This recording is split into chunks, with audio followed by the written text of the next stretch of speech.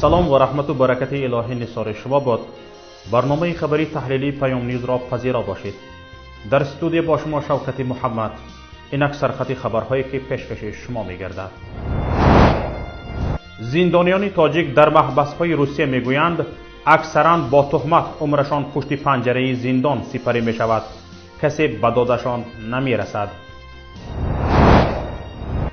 رهبر سابق دفتر مطبوعات سرریاست نیروهای مرزبانی کمیته دولتی امنیتی ملی تاجیکستان محمد جان اولوخوجایف با اتهام خیانت به وطن به 15 سال زندان محکوم شد. هنگام ادای مناسک حج در عربستان سعودی 2 شهروند تاجیکستان جان به جان آفرین سپاریدند. در مؤسسه اصلاحی رقم 4 شهر توله فدراسیون روسیه زیاده از 200 نفر تاجیکستانیان ادای جزا میکنند که اکثر با جرمهای ساخته و تهمت پشت پنجره زندان شده اند. در این باره به پیام از داخل این زندان یک محبوس تاجیک به شرط افشا نشدن نامش خبر داد. منبع میگوید هر ماه 1 یا 2 تاجیک را به این زندان میآورند. شاهدی فوتیدن چند تن از تاجیکان محبوس در این زندان هم شده اند.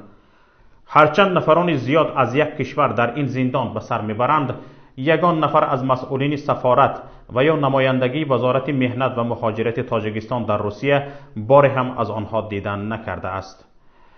منبع پیام در مؤسسه اصلاحی نظامش سنگینی رقم 4 شهر توله میگوید حدود 1 سال می شود که با تهمت در زندان به سر میبرد. میخواهد وکیل دفاع داشته باشد و بیگناهیش را به اثبات رساند، ولی با این حالی که دارد نمیتواند به وکیل دفاع مراجعت کند. ما همه روزه برنامه های پیام نیوز و اخبار آزادی را تماشا میکنیم. نوشته های سامانه اخبار میرزا سلیمپور را میخوانیم. برنامه های پیام نیوز با آشکارگویی هایش به ما خیلی پسند است. چند بار خواستیم از شرایط خود به رسانه ها خبر دهیم، ولی ترسیدیم که برایمان مشکل ایجاد نشود، چون ما در زندان مؤسسه نظامش پرزور هستیم. باید گفت مؤسسه اصلاحی رقم 4 شهر توله فدراسیون روسیه یکی از کهنه‌ترین زندان‌های روسیه میباشد و آن سال 1949 به استفاده داده شده است. در شبکه‌های اجتماعی و رسانه‌های روسی خبرهای زیاد شکنجه زندانیان در این محبس به چشم می‌خورد. طبق معلومات دریافتی این زندان گنجایش 1413 نفر زندانی را داشته در آن محبوسان متهم به جنایت‌های وزنین ادای جزا می‌کنند.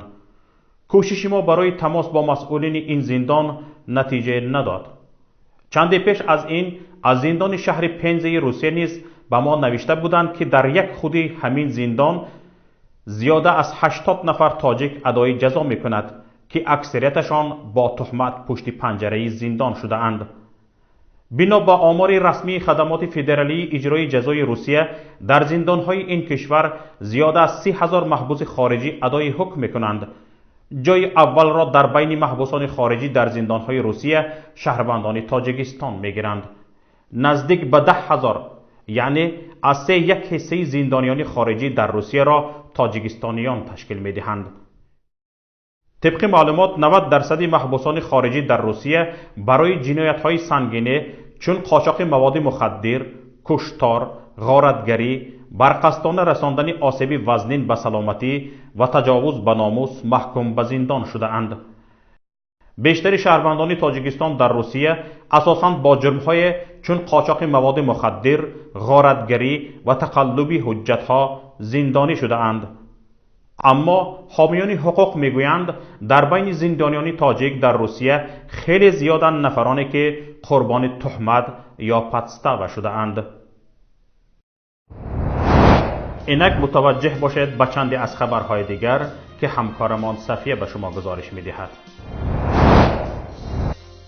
رهبر سابق دفتر مطبوعات سرریاست نیروهای مرزبانی کمیته دولتی امنیتی ملی تاجیکستان محمد جان اولوخوجایف با اتهام خیانت به وطن به 15 سال زندان محکوم شده است. در مرافعه اخیر عیبدار کننده دولتی برای اولوخوجایف طبق ماده 305 کدکس جنایی تاجیکستان 20 سال زندان خواسته بود. هیئت مشاوره حربی دادگاه عالی تاجیکستان حکم او را دیروز چهارشنبه 14 آگوست اعلام کرد. پرونده اولوخوجایف زیر مهر مخفی جریان گرفت و تا هنوز مقامات در مورد آن به رسانه‌ها اطلاع نمی‌دهند. این کارمند سابق نیروهای مرزبانی روز 10 اپریل بازداشت شده بود و پرونده‌اش را مفتشان کمیته دولتی امنیتی ملی و دادستانی کل تاجیکستان یکجا تحقیق می‌کردند. محمد جانولو خوجاєв 36 ساله در آژانسی آزیا پلوس و وزارت دفاع تاجیکستان سابقه کاری دارد.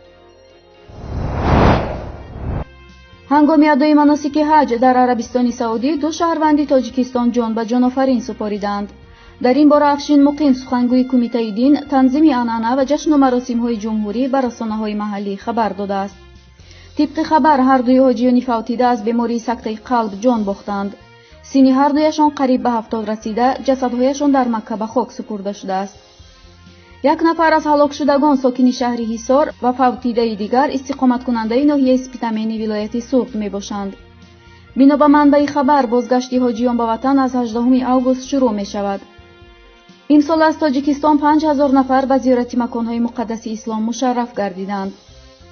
سال 2018 بیش از 6000 نفر تاجیکستانیان مراسم ادای حج را به جا آورده بودند. کارشناسان امور دین میگویند با سبب فشار بالای دینداران و اجباراً جلب کردن طلبگاران سفر حج به کارهای آبادانی، شمار زائران نسبت به سال گذشته زیاده از 1000 نفر کم شده است. مقامات تفتیشاتی قرقیزستان معین کرده است که سرباز نیروهای مخصوصی کمیته امنیتی قرقیزستان را در جریان عملیات بازداشت المازبek Atamboyev پرزیدنت سابق این کشور نپرانیده است و یک نفر دیگر دستگیر شده است.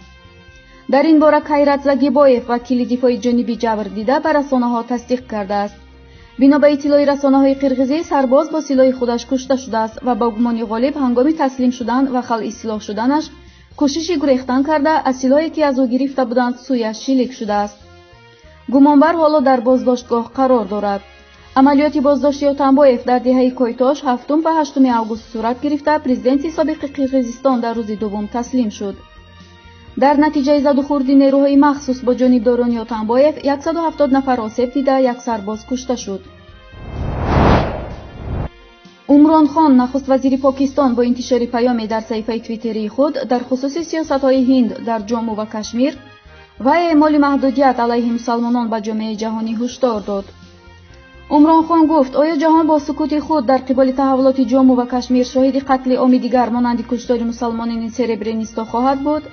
در صورتی که جامعه جهانی مانع این قتل عام نشد، این موضوع منجر به تشدید خشونت و افراطگرایی در جهان اسلام خواهد شد. گفتنی است دولت هند برای مسلمانان تنها در مساجد کوچک در سرینگر پایتخت ایالات جامو و کشمیر اجازه ادای نماز را می‌دهد. همچنین ممنوعیت تجمع و محدودیت دسترسی به اینترنت نیز هنوز لغو نشده است. قابل ذکر است که پس از استقلال هند و پاکستان از استعمار بریتانیا تاکنون 3 جنگ در سالهای 1947، 1965 و 1971 میان دو کشور بر سر مسئله کشمیر رخ داده و بیش از 70,000 نفر در این درگیری‌ها کشته شدند. گروه‌های آزادیخواه کشمیر در سال 1989 مبارزه برای استقلال از هند و پیوستن به پاکستان را آغاز کردند. از سال 1989 تا کنون بیش از 100,000 کشمیری توسط نیروهای امنیتی هند کشته شده، بیش از 10,000 تن در این منطقه مورد تجاوز قرار گرفتند. با همین برنامه امروزی پیام نیوز به نهایت خود رسید. امیدواریم برنامه‌های رادیویی ما و مطلب‌های ما را پیگیری می‌کنید. ما با شماییم. هر کی آماده همکاری با ماست لطفاً به رقمی که در نوار می‌بینید زود تماس بگیرید. در حالتی به ما رسانیدن معلومات مهم مخفی نگاه داشتن حیثیت شما کفالت داده می شود. الله حفظتان کند. خیر تا روز دیگر.